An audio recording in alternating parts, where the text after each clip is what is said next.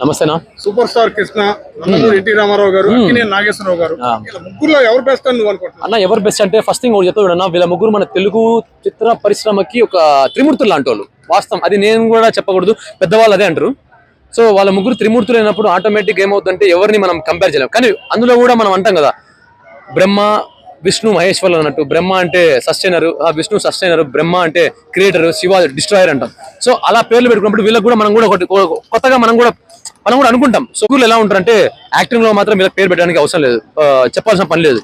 కానీ వీళ్ళ ముగ్గురులో టాప్ పొజిషన్ లో ఉండి మంచిగా సక్సెస్ఫుల్ అంటే వీళ్ళ ముగ్గురులో మాత్రం ఒకరే తీసుకోవచ్చు. అది ఎవరంటే మన నందమూరి తారక రామారావు గారు. సో నందమూరి తారక రామారావు గారి గురించి చెప్పాల్సిన అవసరం లేదు. మన ఆంధ్ర రాష్ట్రంలో ఆయన కొత్తగా నేను కూడా చెప్పాల్సిన అవసరం లేదు, ఎందుకంటే నాకంటే బాగా మన పెద్దవాళ్ళకే తెలుసు బాగా. ఎందుకంటే పార్టీ స్థాపించడం, వెంటనే సీఎం అయిపోవడం, కొత్త సంస్కరణలు తేవడం, ఆడపిల్లలకు కొత్త బిల్లు తేవడం, ఆస్తి హక్కు చట్టం అని చెప్పి ఇంకా చాలా ఇచ్చాడు ఆయన చెప్పుకుంటూ పోతే. సో అలాంటి వ్యక్తి కాబట్టి so NTR is the best, అంటే మంచి సక్సెస్ఫుల్ పర్సన్. వాళ్ళ ముగ్గురులో కొంచెం బెటర్ వాళ్ళు. Thank you.